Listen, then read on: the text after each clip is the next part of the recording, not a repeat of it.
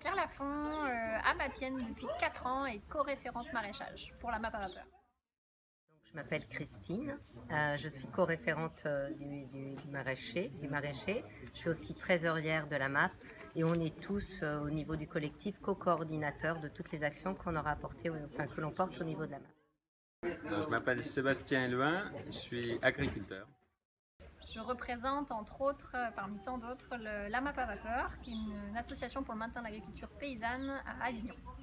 Oui, la MAP à vapeur, donc une association du maintien de l'agriculture paysanne qui a pour but de favoriser le développement local et durable et aussi tout l'aspect bio aussi de l'agriculture paysanne. Ça permet de consolider des liens, ça permet aussi de développer le territoire et d'assurer une continuité de ce qui est meilleur pour nous et pour l'environnement. Alors l'intérêt que j'avais de rentrer dans les AMAP, c'était que je produis en agriculture biodynamique et je voulais pas avoir d'obligation de résultat en quelque sorte. C'est-à-dire de pouvoir travailler sans traiter mes légumes à outrance pour être sûr d'avoir telle ou telle quantité de légumes. Et dans le principe de la MAP, on partage le potager. Donc en fait, je fais une grande variété, presque 40, 50 variétés de légumes différents. Et ces légumes, en fait, je partage le potager comme si je partageais avec ma famille, sauf que je partage avec, ici à la MAP du Fenouil, il y a 80 familles adhérentes. Alors moi je bossais dans la thématique des pesticides et j'avais vraiment l'envie de trouver une source alimentaire qui corresponde à ma volonté de manger local, d'origine biologique ou même plus. Et donc voilà, j'ai passé devant la MAPS très souvent et j'ai fini par y rentrer. Et voilà. C'est pas forcément de grossir, ça peut être l'essaimage. C'est-à-dire que si des gens comme vous avez envie de porter une nouvelle AMAP, on vous aidera à la monter.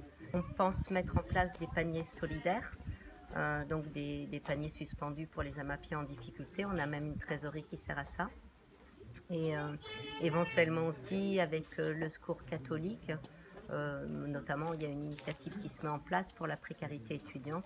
C'est de voir comment on peut participer et comment on peut leur proposer des paniers qui ne seront pas gratuits par ailleurs.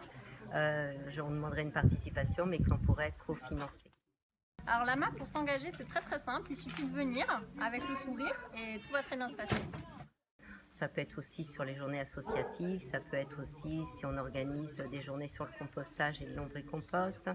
Ça peut être aussi sur des initiatives sur comment se nourrir pour avoir une meilleure santé. Ça peut être aussi aider nos maraîchers ou apiculteurs ou arboriculteurs sur leur terrain quand ils ont besoin d'un soutien, parce qu'il y a aussi cet aspect solidaire au niveau des AMAP.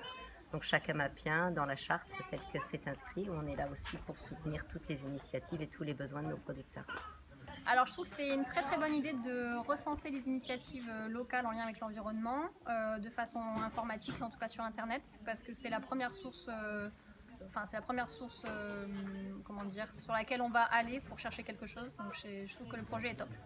Pour avoir une bonne coordination des actions, je trouve que Luciole est très bien pour ça parce qu'elle permet de cartographier toutes les initiatives locales et je pense qu'on serait beaucoup plus efficace si on se réunissait plutôt que chacun prêchait pour sa paroisse.